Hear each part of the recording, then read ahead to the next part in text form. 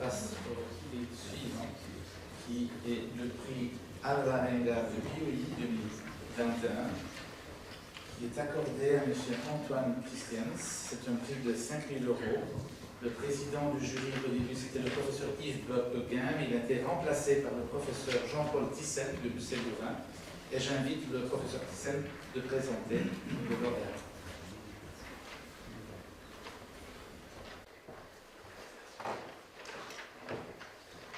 Voilà. Merci, Monsieur le Président, Madame la Ministre, Monsieur le Président, Monsieur le Secrétaire perpétuel, chers collègues. Voilà. Le prix Alvarenga de POI est décerné chaque année à l'auteur du meilleur ouvrage, inédit, dont le sujet sera au choix de l'auteur sur n'importe quelle branche de la médecine.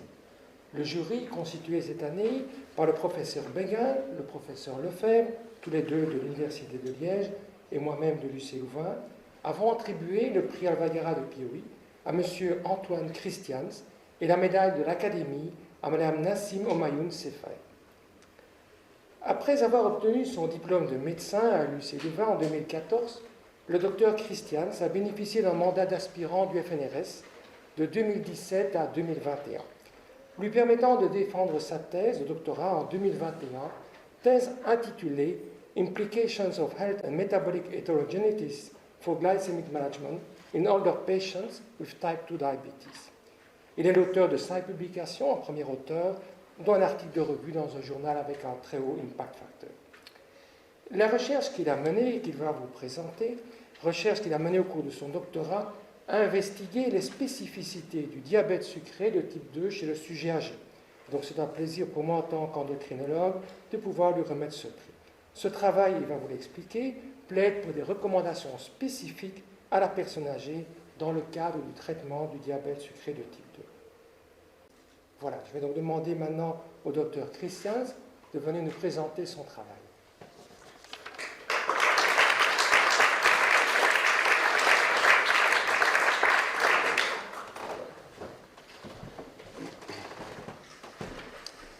Madame la Ministre, Monsieur le Président, Monsieur le Secrétaire perpétuel, Mesdames et Messieurs les membres de l'Académie, chers et chers collègues. Je souhaite tout d'abord remercier l'Académie et les membres du jury pour l'attribution de ce prix qui, comme l'a souligné le professeur Thyssen, porte sur la réalisation des travaux de thèse de doctorat réalisés au sein du Louvain Drug Research Institute et de l'Institut de recherche Santé et Société de l'Université catholique de Louvain sous la supervision des professeurs Benoît Bolland, Séverine Henrard et Michel Hermance. Le diabète de type 2 est une pathologie extrêmement fréquente chez les patients âgés. Environ un patient sur 5 âgés de plus de 65 ans actuellement en Europe est atteint de diabète de type 2. Et il existe un lien physiopathologique très fort entre vieillissement et diabète de type 2, puisque non seulement le vieillissement va favoriser la survenue du diabète de type 2, mais en plus le vieillissement va favoriser les conséquences du diabète de type 2 pour les patients âgés.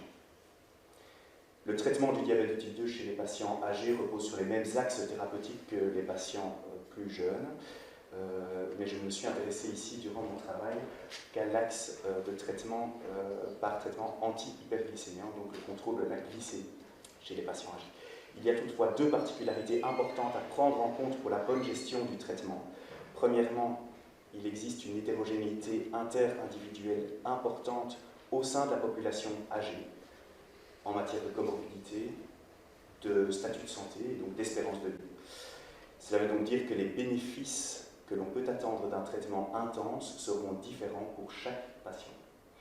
Et ensuite, deuxièmement, ça c'est par rapport au risque, les hypoglycémies seront très fréquentes chez les patients âgés. Les patients âgés seront très sensibles aux hypoglycémies. Les hypoglycémies auront des conséquences importantes pour les patients âgés.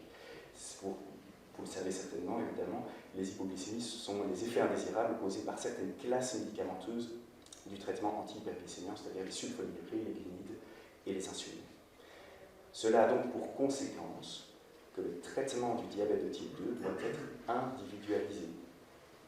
Les objectifs en particulier du traitement doivent être individualisés pour bien faire correspondre l'intensité du traitement aux caractéristiques du patient.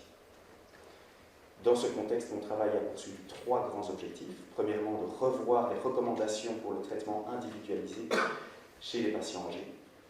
Deuxièmement, d'investiguer le surtraitement du diabète. C'est ce que je résume par surtraitement du diabète, mais c'est surtraitement par traitement anti-hyperglycémiant. Et d'en étudier la fréquence, les facteurs de risque associés et la mortalité à un an.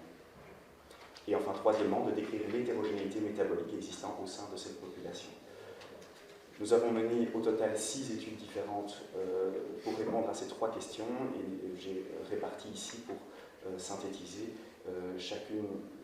toutes ces études en 3 grandes parties répondant chacune à l'un des 3 objectifs. Alors très brièvement, la première partie portant sur les recommandations. Nous avons mené tout d'abord une systématique review des guidelines, donc une revue systématique de toutes les recommandations émises par les sociétés scientifiques. Et nous avons retrouvé 3 grands guidelines émettant des recommandations par rapport au traitement individualisé. Ce sont toutes des guidelines nord-américaines de sociétés d'endocrinologie. Alors, il y a des grandes ressemblances entre les guidelines. Par exemple, elles proposent toutes d'individualiser le traitement, donc elles proposent toutes des objectifs différents sur base du statut de santé du patient.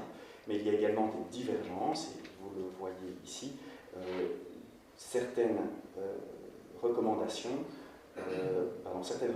ici proposent d'individualiser le traitement en outre sur base du type de traitement pris par le patient. Si le traitement est à haut risque d'hypoglycémie, alors les objectifs pour le patient doivent être plus relâchés.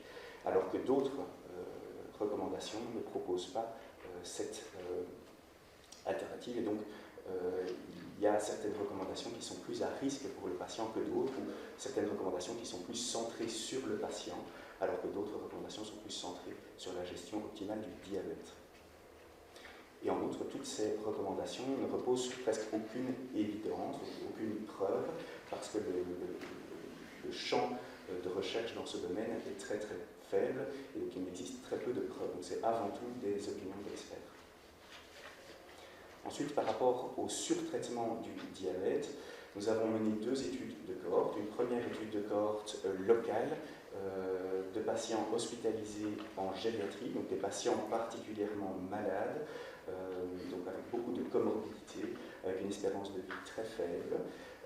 Et nous avons remarqué dans cette première cohorte que près de 60% des patients étaient surtraités selon les critères retrouvés dans les guidelines. Et ensuite, nous avons également retrouvé que le surtraitement du diabète était associé de façon significative avec la mortalité à 1 an, et ce de façon indépendante, c'est-à-dire en contrôlant nos analyses pour différents facteurs comme la fragilité, le nombre de comorbidités ou d'autres critères qui pouvaient également influencer la mortalité.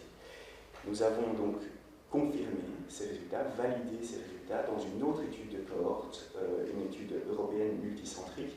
C'est une sous-étude d'une étude qui est l'étude Oberham, financée par Horizon 2020.